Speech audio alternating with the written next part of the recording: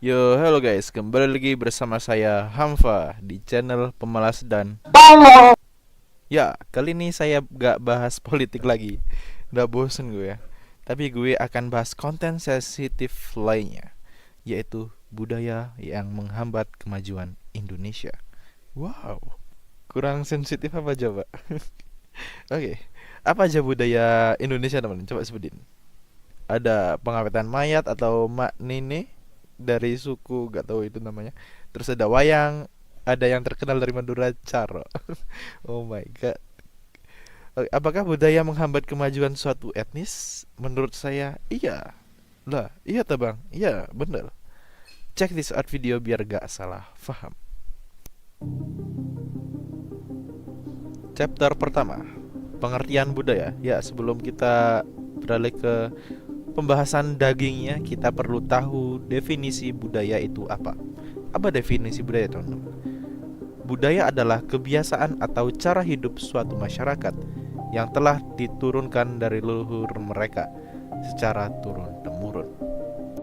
Kalau menurut pendapat saya pribadi, budaya bisa dibagi menjadi tiga macam budaya, teman.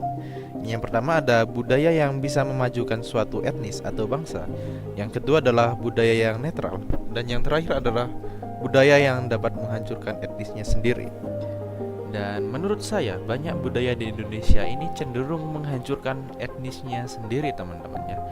Menjadi masyarakat tradisional yang gak mau maju, teman-teman ya. Itu buruk sekali. Oke, lanjut ke chapter kedua, budaya positif. Sebelum kita masuk ke budaya Indonesia yang negatif, kita harus belajar dulu dari budaya positif. Budaya positif ini dapat memajukan suatu bangsa gitu, teman-teman ya. Contohnya apa? Contohnya itu kalau di Eropa ada piano, biola, dan alat musik hasil kebudayaan seni Eropa lainnya yang menjadikan komoditas ekonomi musik seperti pop, orkestra, maupun soundtrack film kayak di film Interstellar itu, teman-teman ya. Jadi mereka mendapatkan cuan dari bermain alat musik Eropa itu, teman-teman ya. Ada juga band-band besar seperti One Direction, 21 Pilots. Itu mereka juga pakai alat musik dari Eropa, teman-teman. Tapi ada loh teman-teman, budaya Indonesia yang terkenal sampai di luar negeri. Bahkan itu menjadi komoditas yang lumayan, teman-teman. Contohnya adalah makanan khas Indonesia. Bahkan di Australia sini ada yang jual tempe gado-gado. Oh, kemarin ada sate, teman-teman. Sumpah rame banget. Kayaknya orang-orang sini suka deh makan Indonesia. Cuma yang jual itu kurang banyak sih, teman-teman. Mungkin kalau orang Indonesia jualan di sini semua kayaknya lebih laku makanan Indonesia sih. Dan mungkin teman-teman yang suka nonton channel-channel luar kayak Uncle Roger mungkin udah notice ya, teman-teman, kalau masakan Asia itu lumayan lah peminatnya itu. Dan menurut saya bisa loh masakan Indonesia ini bersaing dengan makanan luar, teman-teman. Apalagi spaghetti sama daging-daging di sini kayak gimana ya? Makanannya hambar gitu ya. Enakan punya Indonesia, teman-teman. Jauh banget. Dan masih banyak budaya positif Indonesia yang memiliki potensial, teman-teman. Kita harus memanfaatkan itu, teman-teman, untuk memajukan bangsa kita. Lumayan menambah ekonomi. Oke, kita lanjut. Chapter ketiga, budaya yang netral. Budaya netral sesuai namanya gue golongkan budaya netral karena budaya ini gak terlalu berpengaruh, teman-teman. Dari sisi ekonomi gak terlalu berpengaruh, dari sisi internasional juga tidak terlalu berpengaruh juga, teman-teman. Di sisi ya sebagainya juga tidak terlalu berpengaruh, teman. Contohnya budaya apa? Kita ambil contoh dari Jawa. Contohnya adalah gamelan. Loh, bang, kan gamelan digunakan buat acara kesenian dan menghasilkan uang. Ya betul. Meskipun begitu, menurut saya tren konser gamelan akan tersingkirkan oleh piano, gitar, drum, dan variasi alat musik Eropa, teman-teman. Di masa depan kayaknya kalah, nggak bisa bersaing di luar negeri, teman-teman. Beda lagi kayak yang tadi itu budaya Indonesia kayak makanan Indonesia itu menurut saya bisa bersaing. Cuma kalau gamelan ini kayaknya kurang, teman. Bahkan di Indonesia saja, teman-teman, artis-artis musik papan atas lebih memilih pakai gitar, piano, drum dibandingkan memakai gamelan untuk membuat musik. Dan ada contoh lain seperti wayang, teman-teman. itu juga kalah pamor dengan film bioskop ataupun cara penulisan novel. Itu lebih laku di zaman sekarang, teman-teman. Kalau mungkin gamelan sama wayang itu lakunya zaman dahulu, teman. Kalau sekarang kayaknya kurang berpotensial. Meskipun kita melestarikan budaya-budaya tersebut, kayaknya percuma saja, teman-teman.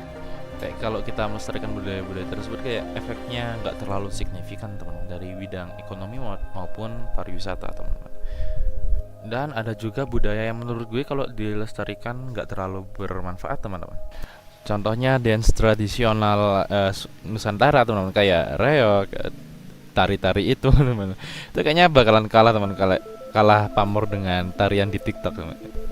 Nggak hanya tradisi di Indonesia aja, teman-teman. Di luar juga, dari temanku dari Rusia ada tari tradisional apa itu, gue lupa. Itu juga kayaknya bakalan menghilang. Dari Mesir juga ada tari tradisional apa itu juga akan menghilang, teman-teman.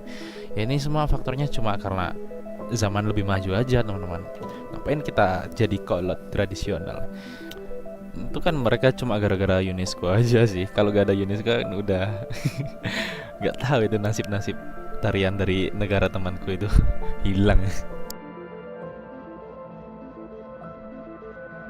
Kita lanjut ke chapter keempat, budaya negatif atau budaya yang berdampak buruk. Jadi ada budaya positif yang berdampak baik dan budaya netral yang hampir nggak ada pengaruhnya sih. Dan terakhir adalah budaya negatif yang berdampak buruk terhadap salah satu atau seluruh aspek kebudayaan sebuah etnis. Contoh budaya negatif adalah sebelum peradaban Islam menginvasi Mesir, bangsa Mesir memiliki budaya penumbalan gadis perawan untuk Sungai Nil agar Sungai Nil tidak marah dan menghancurkan Mesir. Aneh, teman. Untungnya budaya ini dipunahkan paksa oleh Islam, yang dimana jika masih lestari, budaya ini akan membuat etnis di Mesir memiliki pola pemikiran yang tidak logis atau mistika. Dan kemudian ada lagi contohnya kalau dari Indonesia, budaya bantengan yang masih kuno atau biasa disebut sebagai rampokan macan, sebuah kesenian yang mengadu banteng Jawa ataupun kerbau melawan harimau Jawa. Dan salah satu penyebab harimau Jawa punah ya ini, teman. Banyak harimau yang diadu dengan kerbau dan banteng ini cuma mempunyai peluang kemenangan 5% aja, teman-teman. Jadi lebih banyak yang meninggal dunia, teman. Mereka punah atas nama budaya Nusantara. Ada lagi dari Jawa, budaya weton ataupun perhitungan hari sakral. Biasanya digunakan untuk menentukan kapan hari terbaik untuk menikah. Misalnya, bulan terbaik menikah itu bulan Syawal dan bulan terburuk itu pas Muharram. Like, bro, what the hell? It's like logical fallacy, bro. Ini budaya negatif, teman-teman, yang bakalan merusak pola berpikir masyarakat Jawa, karena semua hari itu sama aja, teman-teman ya. Bahkan Nabi Muhammad aja nikahnya pas bulan Muharram baik-baik aja. Chapter kelima, pendapat pribadi saya sendiri. Mari kita melestarikan budaya Indonesia. Itu adalah kalimat yang menurut saya kurang logis ya, teman-teman. Karena nggak semua budaya harus dilestarikan. Contohnya budaya yang bersifat negatif justru nggak boleh dilestarikan karena kurang manfaat yang kita ambil, malah negatif, teman-teman. Dan budaya yang harus kita lestarikan itu harusnya bersifat positif, teman-teman. Meskipun budaya tersebut berasal dari etnis non-Indonesia, selama budaya tersebut baik ya ambil aja, ngapain enggak. Dan untuk budaya yang netral seperti wayang dan reog, ya serahlah. Kalian gak terlalu wajib juga dilestarikan. Loh bang, nanti budaya tersebut diklaim negara lain. Emang apa sih untungnya kita memelihara budaya tersebut? Kalau di internet budaya-budaya tersebut katanya membawa dampak positif, menambah daya tarik wisata asing ya. Kalau gue yang biasa berinteraksi dengan teman-teman internasional, sebenarnya mereka itu ya emang tertarik dengan budaya-budaya Indonesia. Namun bule-bule ini kebanyakan datang ke Indonesia gara-gara tempatnya yang bagus, teman-teman, bukan gara-gara mau lihat reog atau bantengan atau berot. Sama biasanya suka tuh mereka ke Candi Borobudur, ke gunung, di mana nilai utamanya bukan budaya melainkan estetika alam. Terus ada lagi untuk katanya budaya Indonesia ini untuk membentuk identitas etnis bangsa katanya. Ya ngapain sih butuh identitas segala ya kan? toh bule-bule di Australia juga fine-fine aja, gak ada identitas budaya. Ada lagi yang mengatakan budaya ini dapat memiliki nilai ekonomi. Ya benar sih, lu belajar gamelan atau wayang atau tari-tari tradisional ya kan, ada pesanan tampil buat acara pernikahan, lu dapat uang gitu. Ya tapi menurut saya kalau lebih baik sih belajar alat musik modern ya, atau apa itu yang lebih modern, marketnya lebih luas dari yang seni tradisional. Mana menurut kalian? Dari segi ekonomi, power militer, dan teknologi lebih bagus mana? Negara mengedepankan tradisionalisasi atau negara yang mengedepankan modernisasi? Kayaknya negara tradisional deh ya. Kalau pendapat gue sih jangan fokus modernisasi, nanti takutnya tradisional itu bakalan hilang teman-teman.